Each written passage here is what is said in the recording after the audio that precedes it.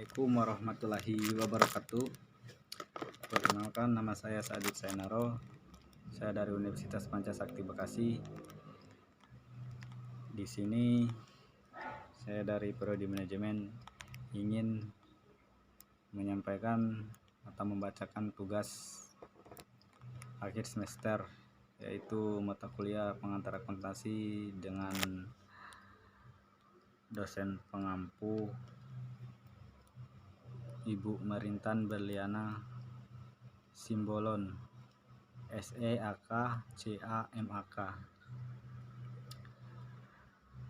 Pengertian dan karakteristik perusahaan dagang. Perusahaan dagang adalah bisnis yang bekerja dengan berbagai produk yang dijual untuk keperluan konsumen, bisnis, atau pemerintah. Perusahaan dagang membeli berbagai produk konsumen, memelihara stok atau toko, dan mengirim produk kepada pelanggan. Karakteristik perusahaan dagang terdiri beberapa, yaitu reseller produk tanpa proses pengolahan, pendapatan total bersih dari penjualan, modal awal dari harga pokok produk penjualan, sebagai perantara antara produsen dan konsumen. Reseller kemasan produk tidak berubah. Harga penjualan produk kembali lebih tinggi dari harga pembelian.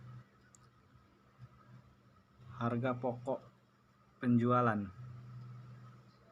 Harga pokok penjualan atau HPP adalah istilah pada akuntansi keuangan dan pajak yang digunakan untuk menggambarkan total pengeluaran biaya langsung oleh perusahaan yang timbul dari barang dan atau jasa yang diproduksi dan dijual dalam kegiatan bisnis atau suatu periode. Ini termasuk biaya bahan baku, tenaga kerja langsung, biaya overhead, dan tidak termasuk periode operasi biaya seperti penjualan, iklan, atau riset dan pengembangan. HPP muncul pada laporan laba rugi sebagai komponen utama dari biaya operasi. HPP juga disebut sebagai biaya penjualan. Menghitung pokok penjualan.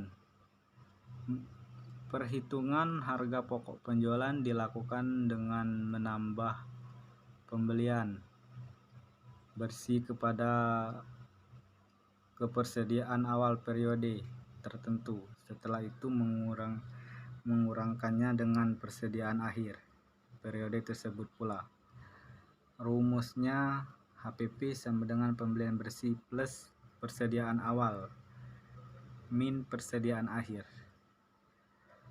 Keterangan pembelian bersih. Pembelian barang atau jasa telah dikurangi sebelum dengan pemotongan pembelian dan retur pembelian, kemudian ditambah biaya langsung, contohnya biaya angkut. Persediaan awal. Jumlah persediaan awal barang yang ada di gudang dalam periode awal, misal awal tahun atau awal bulan. Persediaan akhir. Jumlah persediaan barang yang ada di gudang dalam periode akhir, misalnya akhir tahun atau akhir bulan. Menyusun laporan keuangan perusahaan. Laporan keuangan, catatan informasi keuangan dari pada suatu periode akuntansi. Susunan laporan keuangan, laporan posisi keuangan, laporan laba rugi, laporan kas arus, laporan perubahan modal, dan catatan laporan keuangan. Laporan keuangan memberikan informasi mengenai kinerja keuangan tiap bulan, semester, dan tahun. Neraca percobaan, trial balance. Neraca percobaan sering disebut daftar saldo atau neraca saldo. Ialah sebuah daftar semua akun-akun dalam laporan pembukuan atau akuntansi yang berisi saldo terdapat dalam buku besar.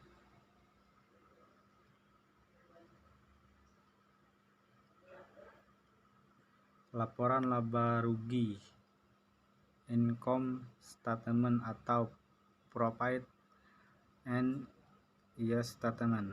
Laporan rugi bagian laporan keuangan suatu perusahaan yang dihasilkan pada suatu periode akuntansi yang menjabarkan unsur pendapatan dan beban perusahaan sehingga menghasilkan suatu laba atau rugi bersih. Fungsi menunjukkan kinerja keuangan perusahaan. Unsur-unsurnya pendapatan dari penjualan laba atau rugi kotor, laba atau rugi usaha laba, rugi sebelum pajak, laba atau rugi bersih.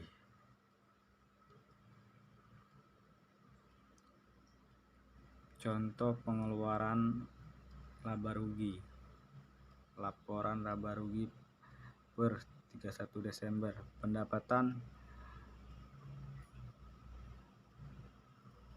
235.900.000. Harga pokok penjualan 212.310.000. Laba kotor 23.590.000.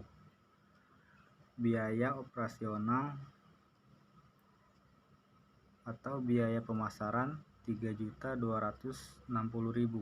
Biaya administrasi dan umum 11.250 per 14.510. Laba kotor 23.590.000.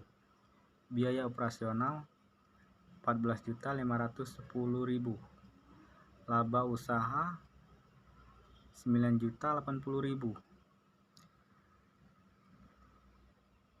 Pendapatan lain-lain 0. Laba sebelum bunga dan pajak 9.080.000.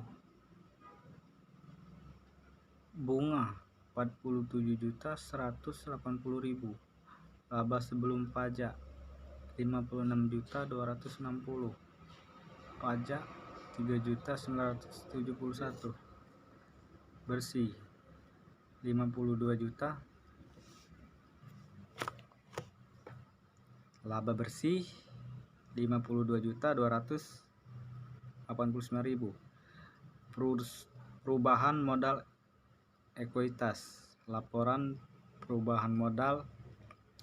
Laporan yang isinya memberikan informasi mengenai perubahan modal akibat penambahan dan pengurangan laba atau rugi dan transaksi keuangan pemilik modal.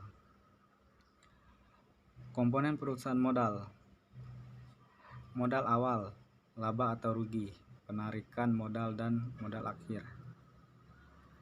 Rumus laporan perubahan modal. Lalu cara menghitung dengan rumus modal akhir adalah sebagai berikut. Rumus modal akhir sama dengan modal awal plus laba bersih (FRIP).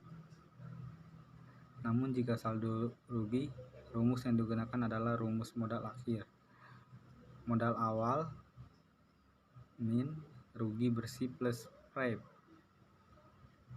Contoh laporan perubahan modal. Perubahan modal PT ABC untuk periode yang berakhir 31 Desember, modal awal 1 Januari 2011. Laba, setoran modal, rugi, dividen, penarikan modal. Modal akhir 31 Desember 2011. Neraca balance sheet. Neraca bagian laporan keuangan suatu entitas yang dihasilkan pada suatu periode akuntansi yang menunjukkan posisi keuangan atau kekayaan, kewajiban, dan modal dari suatu entitas tersebut pada sebuah periode tersebut. Neraca terdiri dari 3 unsur: aset sama dengan liabilitas plus ekuitas. Contoh laporan neraca. Laporan neraca PT Sukses pada saat 31 Desember 2019. Aktif pasif. Kas kecil, utang usaha, kas, utang bank, piutang dagang, total kewajiban, persediaan modal, persediaan 1,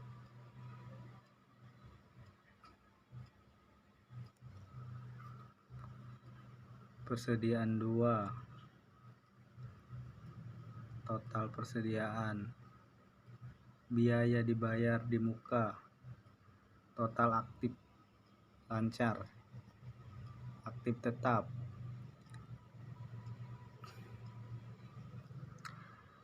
Oke, mungkin itu saja yang dapat saya sampaikan. Saya akhiri. Wassalamualaikum warahmatullahi wabarakatuh.